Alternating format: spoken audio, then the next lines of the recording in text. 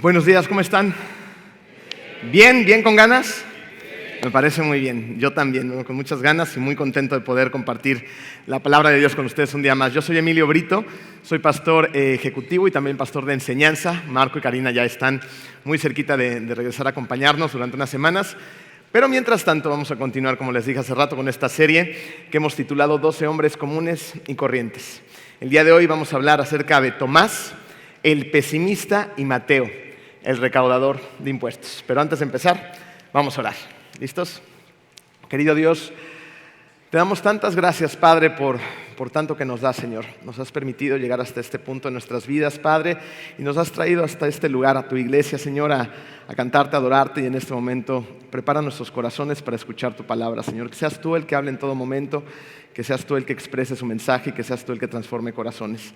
La gloria y la honra solamente te pertenecen a ti, Padre, y nosotros solamente somos instrumentos que quieren trabajar a tu favor y a tu nombre, Señor. Convierta a todas las personas que están aquí en apasionados discípulos, seguidores de Cristo, Señor. En el nombre hermoso de ti, Hijo Jesús. Amén. Muy bien, vamos a empezar con Tomás. Tomás es mencionado una sola vez en los evangelios de Mateo, Marcos y Lucas. Y realmente ninguno de estos tres evangelios nos da detalles acerca de él. Todo lo que sabemos de Tomás nos lo va a proporcionar el evangelio de Juan. Juan, ¿qué nos dice acerca de Tomás? Nos dice que Tomás también se llamaba Dídimo. Dídimo quiere decir gemelo, por lo cual podemos especular que tenía un gemelo, aunque en la Biblia nunca se habla acerca de él. También era pescador, y podemos ver por el relato de Juan que Tomás, dentro de sus características, en su personalidad, era todo un pesimista, ¿okay? Tomás, de alguna manera, siempre parecía anticipar lo peor de las cosas. Pero a pesar del pesimismo arraigado a su carácter es sorprendente.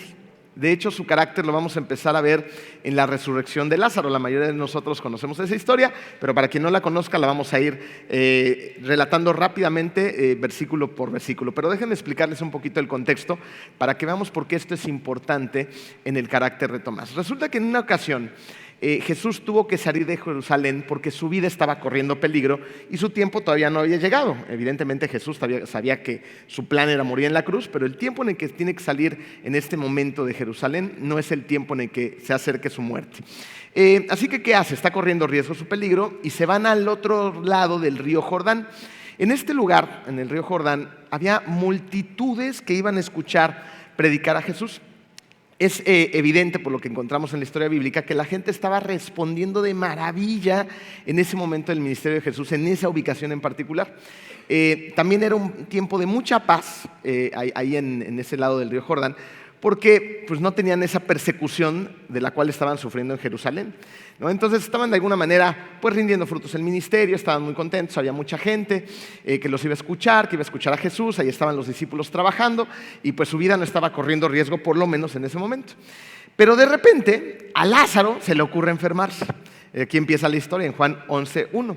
Había un hombre enfermo llamado Lázaro que era de Betania. Esto es muy importante, vamos a ver por qué es tan importante que era de Betania, el pueblo de María y Marta, sus hermanas.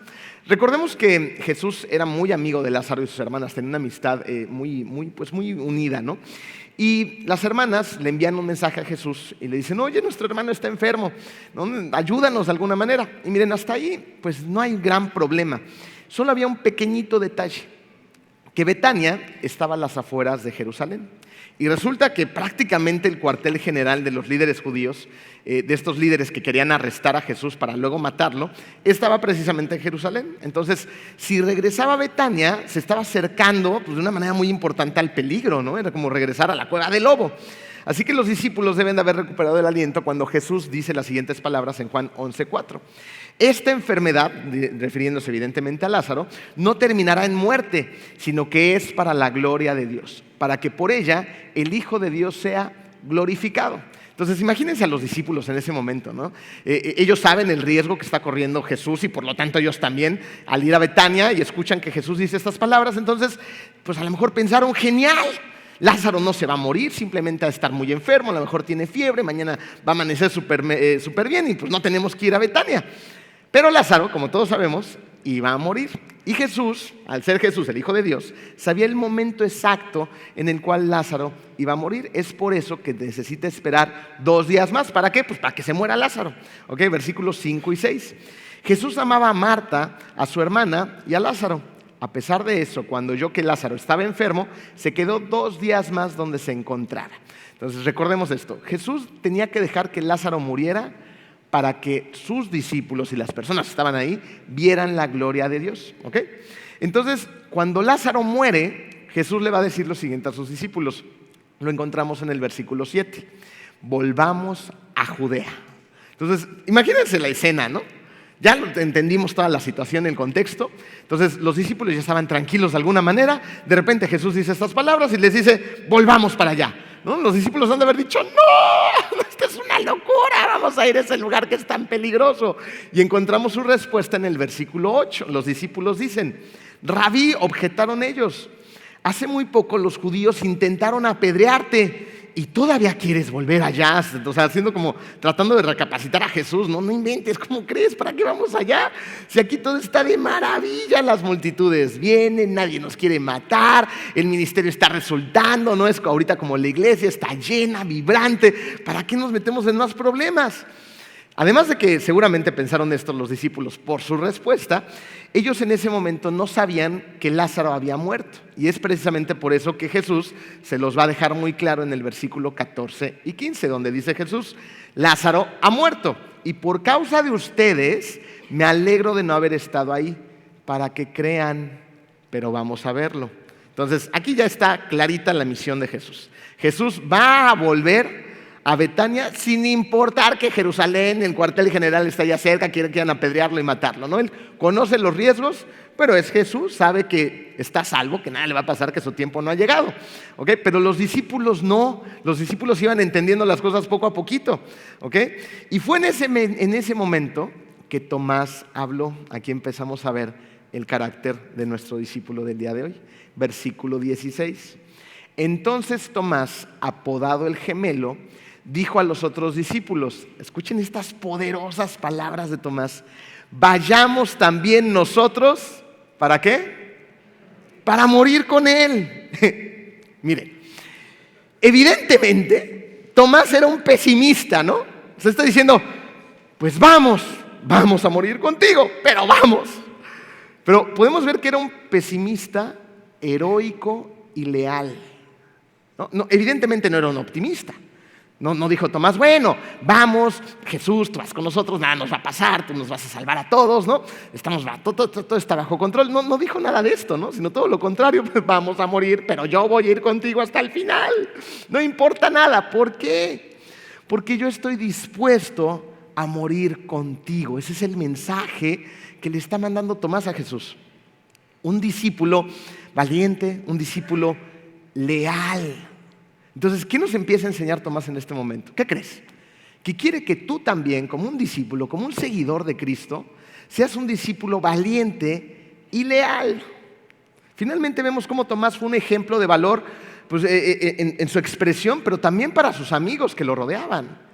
O sea, los demás dijeron, Tomás está dispuesto a morir con él, pues entonces vamos, ¿no? Vamos todos. ¿Y qué pasa? Exactamente eso. Todos van a Betania, Jesús resucita a Lázaro y ven la gloria de Dios. ¿Okay? Entonces vamos entendiendo el carácter de Tomás. Era un pesimista, pero era un pesimista heroico y leal, no era cualquier clase de pesimista. ¿Okay? Ahora vamos a Juan 14, donde vamos a apreciar el mismo pesimismo, pero también vamos a ver un rasgo de carácter muy interesante acerca de Tomás, porque tiene un amor apasionado por Jesús. En este capítulo, en Juan 14, Jesús va a estarles hablando a sus discípulos acerca de su partida. Su partida está muy cerca, ya hemos visto estos pasajes en los mensajes anteriores. Y llega un momento en el aposento alto que Jesús está hablándoles acerca de pues, que Él ya se tiene que ir, que va a ir a prepararles un lugar para que ellos se reúnan con Él posteriormente, ¿no? Y ahí los discípulos están muy consternados, ¿no? Entonces, justo en Juan 14, versículo 5, dice Tomás, Señor, no sabemos a dónde vas, así que ¿cómo podemos conocer el camino? Tenemos que entender que evidentemente, por lo que acabamos de ver hace un momentito, la relación de Tomás con Jesús era muy íntima. Era una relación de mucho amor. Tomás amaba a Jesús. Entonces, cuando Tomás escucha estas palabras de parte de Jesús, pues imagínense lo que sintió él. Tomás se sintió muy mal. Tomás se sintió que el corazón se le partía, que el corazón se le iba a romper porque su Jesús, su Mesías, su Maestro, su amigo, su hermano, su Dios, iba a partir. Y fue precisamente lo que pasó. Jesús partió y a Tomás se le partió el corazón. Es por eso precisamente que cuando sucede esto, antes de que regrese ya Jesús, después de que es resucitado, ¿no? Los discípulos están reunidos, se reúnen todos ellos pues para compartir la tristeza, para compartir el profundo dolor que están sintiendo en ese momento por la partida de Jesús. Pero ¿quién creen que no está con los demás discípulos? ¿Quién creen? ¿De quién estamos hablando? ¿De Tomás? Tomás no está ahí con ellos. Entonces habría que pensar o analizar ¿por qué Tomás no estaba con ellos? Podemos pensar algunas cosas, ¿no? Si estamos hablando de un hombre tan pesimista, que de alguna manera veía los aristas negativos de la vida, pero que era heroico y leal, podríamos suponer que Tomás, tal vez, conociendo ese tipo de personalidades, era tan profundo su dolor, era tan grande su duelo, que ni siquiera quería compartir su duelo y su dolor con sus amistades. Muy posiblemente él quería estar solo, no quería estar con los demás. Muy posiblemente por la personalidad de Tomás, él se fue y se aisló. Sin embargo, Jesús no estaba muerto. Él ya había resucitado y fue a ver a sus discípulos. Y como Tomás no estaba ahí, sus amigos fueron a buscarlo y le dijeron en el versículo 25, hemos visto al Señor, ¿no? Pero para el pesimista de Tomás, esa noticia no era fácil de creer. O sea, ¿cómo? ¿Han visto al Señor? Y es por eso que dice lo siguiente en el versículo 25. Mientras yo no vea la marca de los clavos en sus manos y meta mi dedo en las marcas y mi mano en su costado, no lo creeré, repuso Tomás. Es por esta precisa afirmación que a Tomás se le conoció como Tomás el incrédulo. Pero aún con su incredulidad no fue desechado, ¿se dan cuenta? Y esas son muy buenas noticias para ti y para mí. Porque hemos visto a través de estos mensajes cómo cada discípulo tenía ciertos defectos de carácter, rasgos de carácter que no eran los adecuados para ser los discípulos de Cristo, que iban a tener una tarea monumental a partir de su partida, iban a tener que esparcir el evangelio por todo el mundo. Entonces, ¿cómo un hombre incrédulo iba a ser capaz de hacer algo así? ¿Cómo? ¿No debía haber seleccionado mejor a sus discípulos? A hombres que no dudaran en ningún momento, que siempre estuvieran convencidos de Él, que cumplieran todas las exigencias de Jesús. Pero vemos que no es así, lo cual es un respiro para ti, para mí. Porque yo no sé tú, pero yo en algún momento de mi vida he tenido muchas dudas. Y aquí está Jesús una vez más confirmando y dándole lo que necesitaba a uno más de sus discípulos.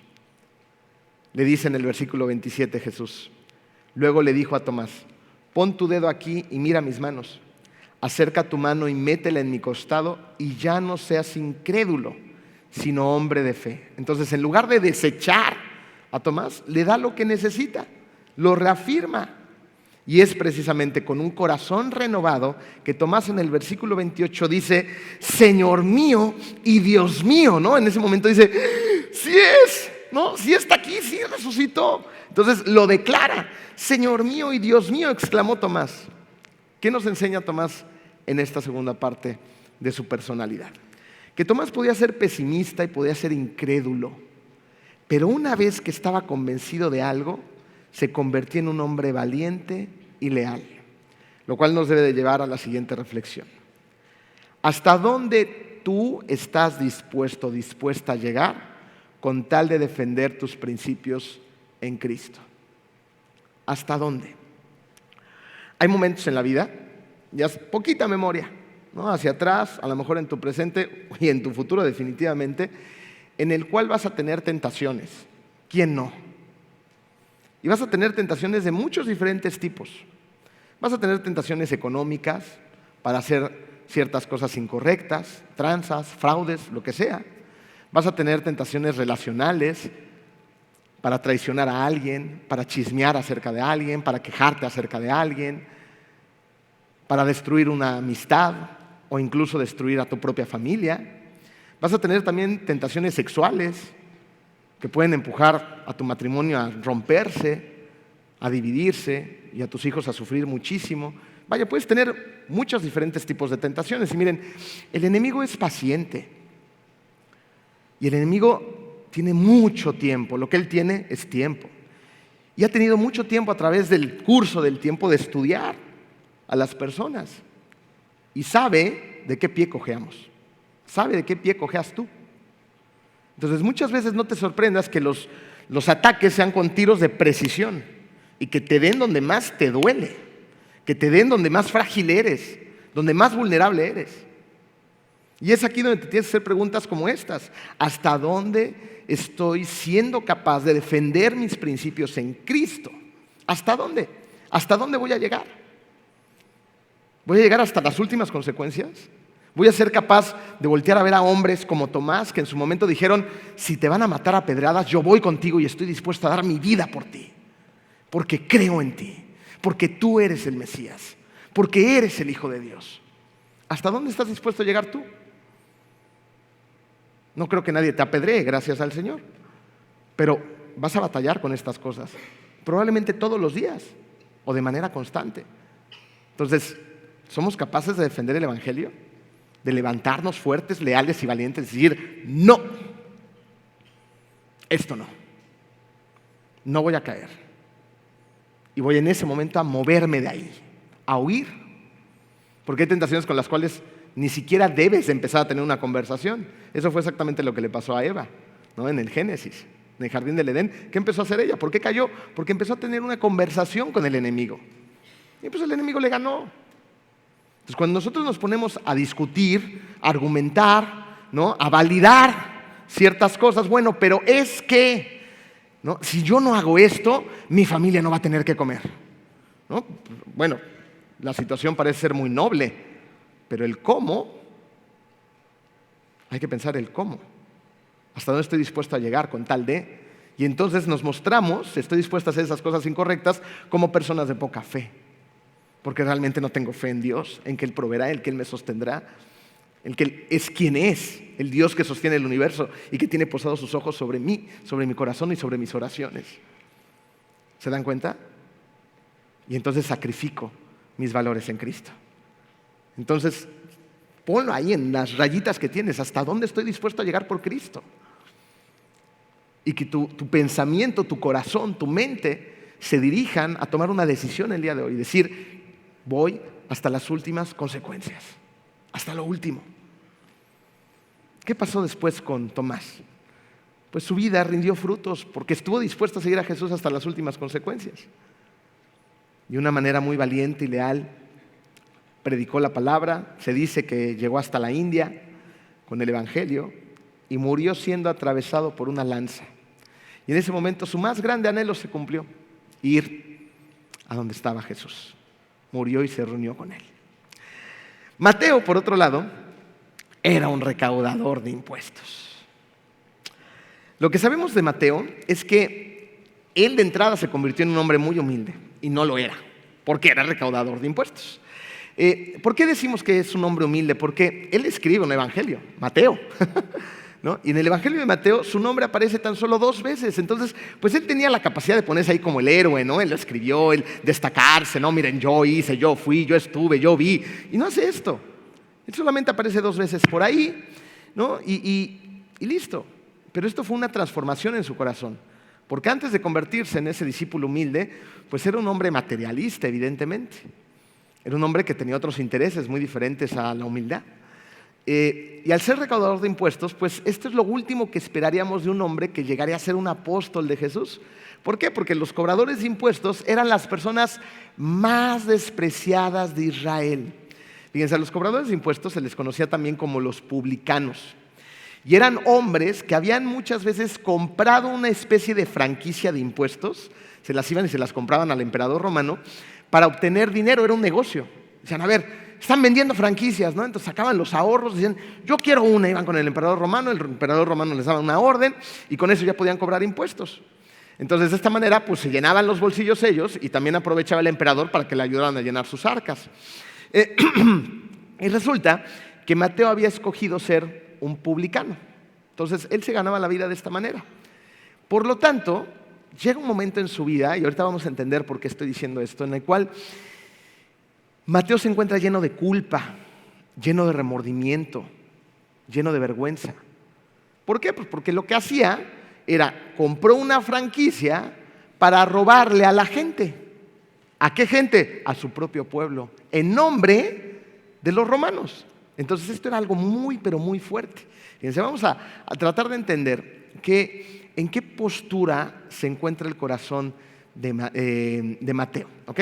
Y esto lo vamos a ver en una parábola donde podemos ver cómo un recaudador de impuestos está sufriendo y cómo un fariseo pues se siente muy orgulloso de quién es. Vamos a Lucas 10, 18, 10 al 14. Dice: 2 hombres subieron al templo a orar. Uno era fariseo y el otro recaudador de impuestos. El fariseo se puso a orar consigo mismo: oh Dios, te doy gracias porque no soy como otros hombres, ladrones, malhechores, adúlteros, ni muchísimo menos como ese recaudador de impuestos. ¿Se acaban de dar cuenta en qué nivel pone al recaudador de impuestos? O sea, lo pone después de los ladrones, los malhechores y los adúlteros. Entonces, en ese momento de la vida, los recaudadores de impuestos eran de lo peor. Sigue diciendo este maestro de la ley, este fariseo: ayuno 2 veces a la semana y doy la 10ª parte de todo lo que recibo. Versículo 13. En cambio, el recaudador de impuestos, que se había quedado a cierta distancia, ni siquiera se atrevía a alzar la vista al cielo, sino que se golpeaba el pecho y decía: oh Dios, ten compasión de mí, que soy pecador.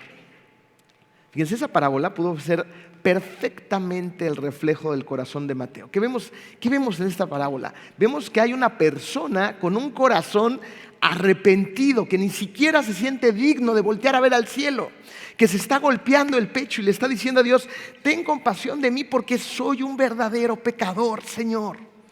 ¿Qué notamos en esta parábola? Que hay un arrepentimiento. ¿Y por qué hay un arrepentimiento? Porque hay un reconocimiento genuino de la culpa, donde alguien necesita ser perdonado. Eso es lo que está pasando en esta parábola. Ahora, podemos encontrar más detalles en esta parábola muy rápido. Por ejemplo, dice que se había quedado a cierta distancia el recaudador de impuestos. ¿De qué? ¿Cierta distancia de dónde? De la sinagoga. ¿Por qué se tenía que quedar a cierta distancia? Porque resulta que a los recaudadores de impuestos, a los publicanos, no les permitían entrar a la sinagoga. Había seguramente un letrero que ahí: prohibida la entrada a los recaudadores de impuestos. Nos reservamos el derecho de admisión, ¿no? O sea, ustedes no pueden entrar, lléguenle, no son dignos de estar aquí. Y no solamente eso, no podían entrar a la sinagoga, sino que además no se podían acercar a los grupos de gente. ¿Por qué? Porque los odiaban, ¿no? Veían allá la bolita de fariseos: recaudador de impuestos, ¿no? Entonces corre por tu vida, porque los querían matar. Entonces, el corazón del recaudador de impuestos por eso está tan afligido. No puede entrar ni siquiera a la iglesia, no puede juntarse con la gente. Eso sí, tiene mucha lana, ¿no?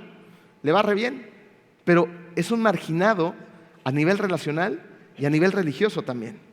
Sin embargo, no todo era tan malo para los recaudadores de impuestos, porque había un área en la cual sí podían cobrar impuestos de manera legal. Eso se los permitía, pero había ciertos párrafos en letras chiquitas donde podían hacer lo que se les diera la gana.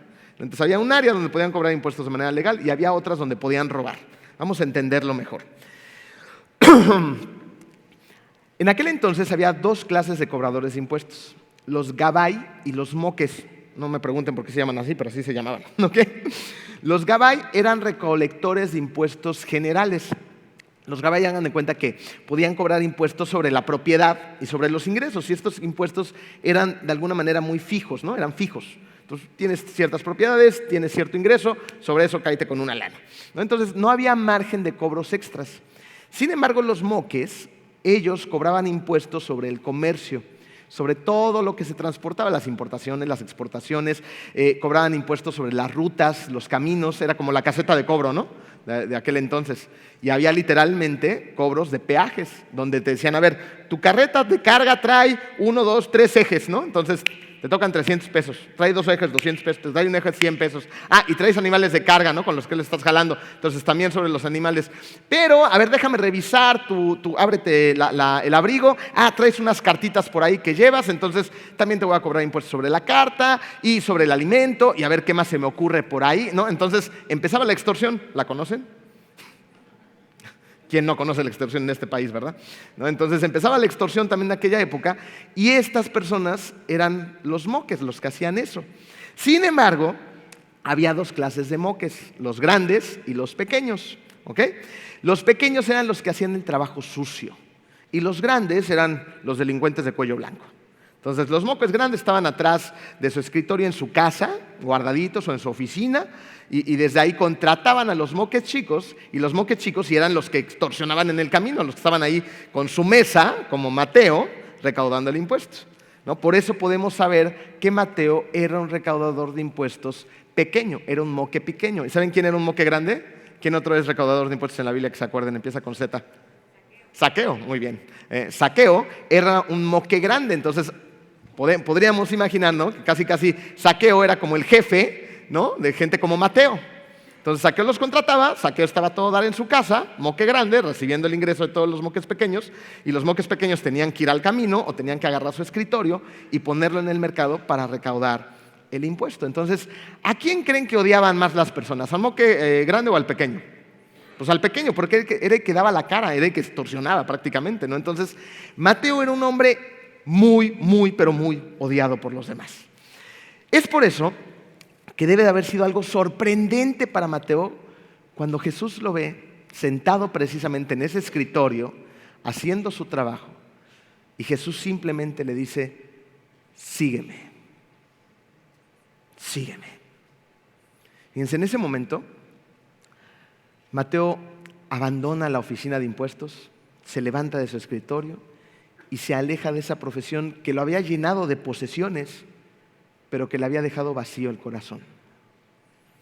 Mateo en algún punto de su vida, al igual que tú y yo, creyó que más era mejor.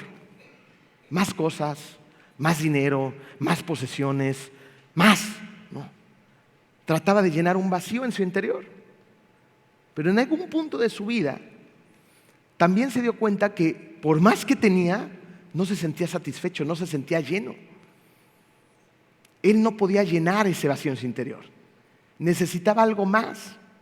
Y es muy probable que en ese momento, no sabemos cuándo, Mateo se haya convertido en un buscador.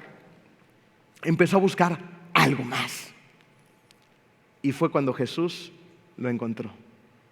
Mateo no encuentra a Jesús. Jesús encuentra a Mateo.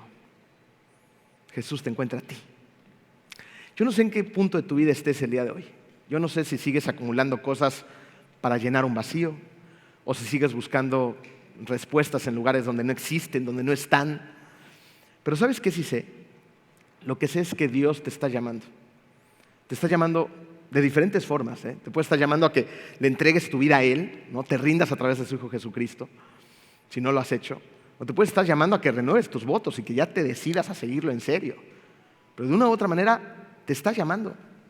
Te está llamando a que ya cambia, en serio, ya cambia, conviértete en otra persona. Necesitamos que tus frutos se vean. Te está llamando de una u otra manera. Así como llamó a Mateo. Jesús lo llama, él se levanta y lo sigue. Yo creo que ese acto tan repentino de parte de Mateo se debió a que Mateo necesitaba ser perdonado. Mateo necesitaba del perdón. Mateo había hecho cosas terribles, muy malas. Por eso era tan odiado. Y a través de su vida, él consiguió una mochila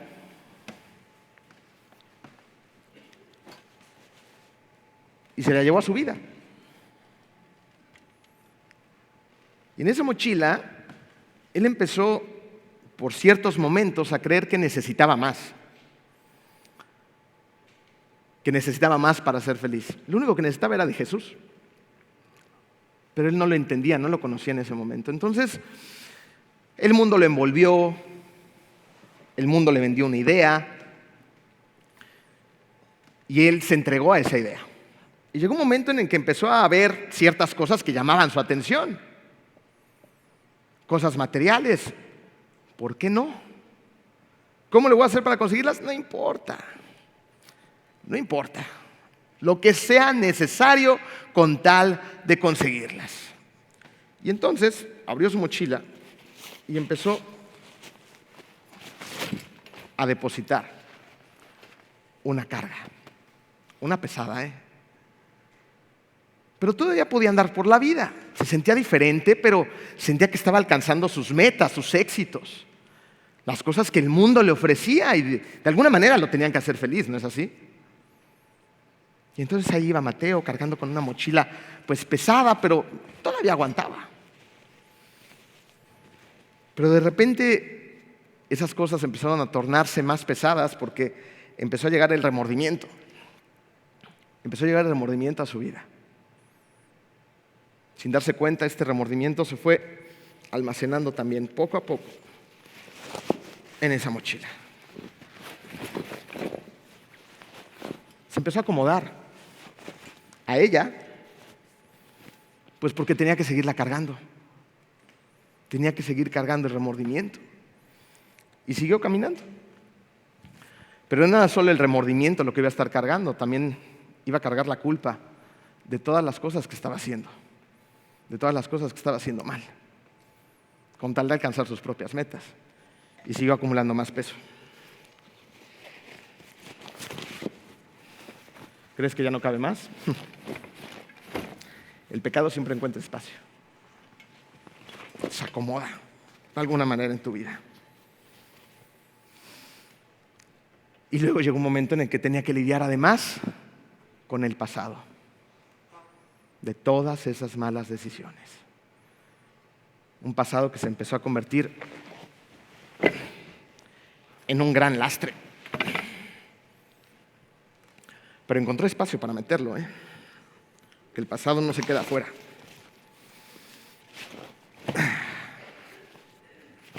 Tomó su mochila.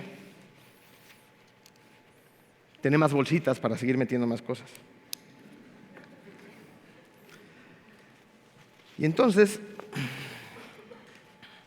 se sentó en su escritorio. Y de repente, muy probablemente, él ya no se podía mover porque estaba esclavizado. ¿Lo ven? Y es un punto en tu vida, en su vida, en la cual está sujeto a las decisiones del pasado. Porque las decisiones del pasado llegan a ser tan pesadas que llega un momento en el cual ya no te puedes mover. Y te quieres seguir moviendo por ti mismo. Y no puedes porque de veras pesa. Esto pesa. Y a lo mejor lo puedo cargar unos cuantos minutos, pero luego mi cuerpo, mi mente, mi espíritu se va a empezar a desgarrar. Y es ahí cuando me doy cuenta de que necesito de alguien más porque yo solo no puedo. Yo no fui hecho para estar atado a la esclavitud, ni tú tampoco. Pero decidimos esclavizarnos por voluntad propia al remordimiento, a la culpa, a la vergüenza, al pasado, a las decisiones que tomamos con tal de alcanzar lo que sea que el mundo nos ha vendido que tenemos que tener. Cosas, éxito, fama, fortuna, popularidad, lo que sea. No importa, lo cargo todo. Y llega un momento en que te das cuenta que no puedes más. ¿Se imaginan lo que sintió Mateo cuando Jesús iba caminando por ahí? Y Jesús, con esa mirada tan profunda, tan cautivadora, conectó con él, lo vio a los ojos y simplemente le dijo: Mateo, sígueme. ¿Qué hizo Mateo en ese momento? ¿Qué hizo? ¿Saben qué hizo? Se levantó y lo siguió. Lo que hizo fue agarrar toda esa mochila llena de tantas cargas, llena de remordimiento, de culpa, de vergüenza y de quién sabe cuántas cosas más, con todo su pasado, y le dijo: Jesús, toma, yo ya no puedo más. ¿Y qué hizo Jesús? Cargó con todo eso y con más. Con todo y con más. En ese momento Mateo lo sigue y se libera es libre para seguir a Cristo, porque entiende que Cristo es el único que puede cargar con todo su peso. Ese es el mensaje de Mateo. Mateo tomó una decisión en un instante, porque ya no podía más. Había sacrificado todo por nada. ¿Sabes qué había sacrificado? Había sacrificado su sueño. ¿Cuántas noches a veces no podemos dormir, tú y yo, por las cosas que hemos hecho, o por las cosas que estamos haciendo, por las cosas que nos quitan el sueño, que sabemos que no están bien? Había sacrificado su sueño. Había sacrificado su paz. Esa paz que necesitamos tanto, que solamente nos puede dar Dios, una paz que sobrepasa todo entendimiento. Había sacrificado su tranquilidad. Había cambiado todo eso por esto. Qué negocio tan malo, ¿no? Qué negocio tan malo. Pero Jesús tomó su carga y Mateo se liberó. ¿Se liberó cuándo? Cuando tomó la decisión más importante de su vida, seguir a Jesús. En ese momento se liberó. El mensaje es claro para ti y para mí hoy. Tenemos que seguir a Jesús. ¿Queremos hacernos de esto? Jesús es la única respuesta. Ahora, ¿qué hace después Mateo de todo esto? Hace algo increíble, porque después de seguir a Jesús, lo que hace Mateo es una tremenda fiesta. ¿Sabes por qué? Porque hay mucho que celebrar. Hace una fiesta donde va a invitar a sus amigos que son recaudadores de impuestos, a sus amigos pecadores. Era el mundo en el que se desenvolvía. ¿Y qué era lo que quería hacer? Quería compartir con ellos al que lo había liberado a él.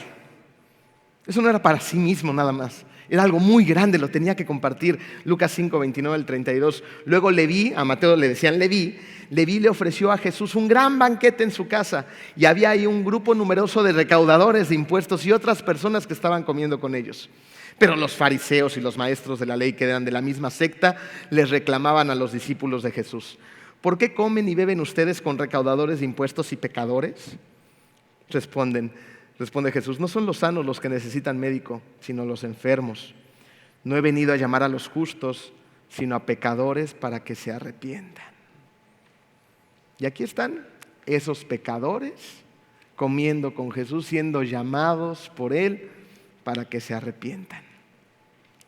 En ese momento Mateo ya no es el mismo, Sin pensarlo dos veces, Mateo había decidido dejar su lucrativa carrera como publicano para seguir a Jesús. Le entregó su carga a Jesús y recibió el perdón que tanto necesitaba en ese momento. Y lo hizo hasta las últimas consecuencias. ¿Por qué?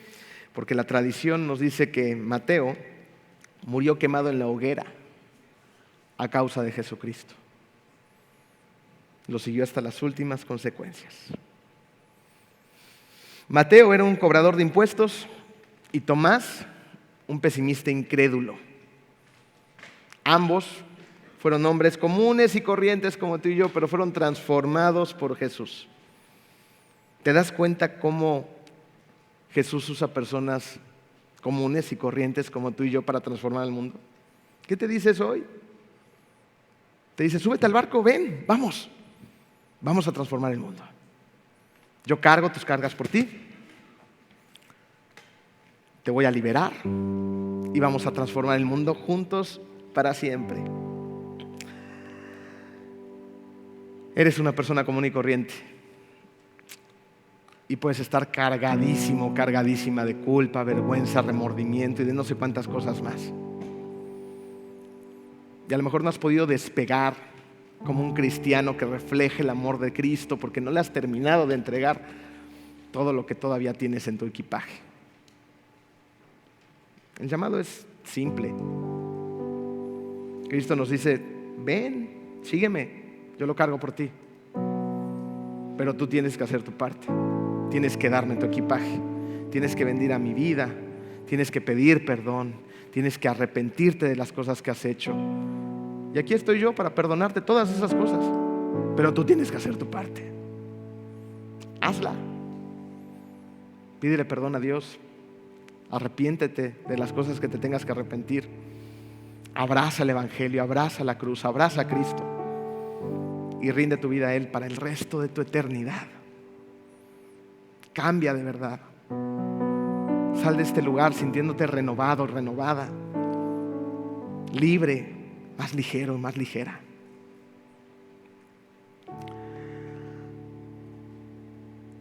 Jesús te ofrece eso a ti, te ofrece perdón. Y está dispuesto a cargar todas tus cargas. ¿Por qué? Porque Él perdona por tus ofensas y carga con ellas. De hecho, ya lo hizo en la cruz. Y Él nos manda a recordar ese enorme y precioso sacrificio, celebrando la cena del Señor.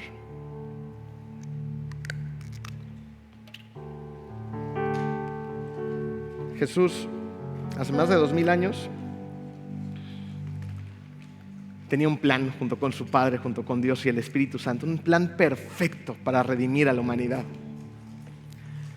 Y ese plan consistía en que Él fuera el último sacrificio que se hiciera. Y estuvo dispuesto a hacerlo. ¿Sabes por qué? Porque vales la pena. Porque tú vales la pena. Vales tanto la pena que estuvo dispuesto a dar su propia vida por ti. ¿Te puedes imaginar eso? El Dios del universo mandando a su único Hijo a dar su vida por todos aquellos quien ponen su fe en Cristo. Y no fue fácil. 39 latigazos, con un látigo lleno de piedras e incrustaciones de metal que despedazaron su espalda. Una tortura, una burla del Mesías cuando le pusieron esa corona de espinos y le entregaron un madero que tenía que ir cargando hasta el monte de la calavera para ser crucificado en él. Su cuerpo fue elevado en la cruz y crucificado. Es por eso que recordamos con el pan ese precioso sacrificio. Vamos a tomar el pan.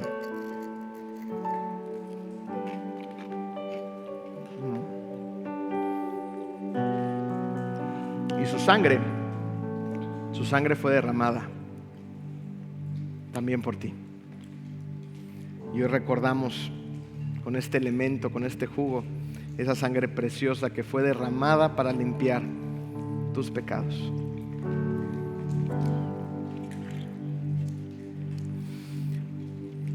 Gracias, amado Padre, porque ni siquiera logramos dimensionar el sacrificio de tu único Hijo en la cruz, Padre. Gracias, Señor, porque Él estuvo dispuesto a ser sacrificado, ser crucificado para cargar con todos mis pecados, Padre. Gracias porque yo no merezco nada y tú todo me lo das. Gracias, Señor, porque hoy entendemos mejor cómo tú utilizas a personas comunes y corrientes para transformar este mundo. Porque a través de las personas que están abrazando el Evangelio, tú transformas comunidades, iglesias, ciudades, familias, Señor. Porque hoy en este lugar hay gente que a lo mejor duda de ti, que a lo mejor no te ha aceptado, pero también hay personas que se han rendido a tus pies, Señor, y que te han entregado su vida y la de su familia. Te damos gracias por ellos, Padre, porque han tomado la mejor decisión de su vida. Y te pedimos por todos los demás que aún se encuentran caminando por el camino de la duda, Señor.